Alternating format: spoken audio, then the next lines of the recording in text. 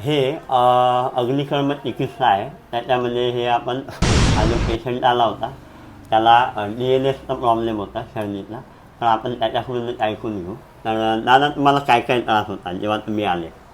ते जड काम करायसाठी जमत नव्हता. हां हां हां 2-3 महिने झाले. हां हां आणि जड काम जर केला हां. सर्दी आणि पिवळा येऊन हां ते वास मारत होते. वास, सर्दीचा वास आणि वारंवार शिंका श्वास घ्यायसाठी त्रास होत होता ना. आणि शिंका येत होत्या का? हा शिंका अदामदात हां हां हां हां जास्त नाही. ठीक आहे.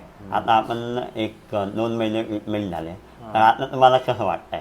आराम आहे आता. आराम आहे. म्हणजे श्वास घ्यायसाठी पण त्रास होत नाही. हां हां आणि कोणता एखाद्या वेळी जड काम जरी केला हां हां हां तरी पण त्रास कमी आहे आता. ओके. तर आपण आयुर्वेदामध्ये हे जुनाट सर्दी जी आहे किंवा नाकातून वास येणे किंवा नाकाचं हाड वाकडं होणे, तर ह्या आजारांमध्ये आपण जी आता आपण दाखवली अग्निकर्म चिकित्सा, ह्या अग्निकर्म चिकित्सा आणि विंध्यकर्म चिकित्सेने खूप सुंदर रिझल्ट मिळतात. त्यामध्ये आपण वमन पंचकर्म सुद्धा करतो. त्यामुळे असे कुठलेही तुम्हाला आजार असेल तर संबंधित नक्कीच संपर्क करा जवळच्या आयुर्वेद वैद्यांशी. तर ह्या आजारांमध्ये हे अति पाणी पिणं, अग्निबांध ह्याचं लक्षण असतं.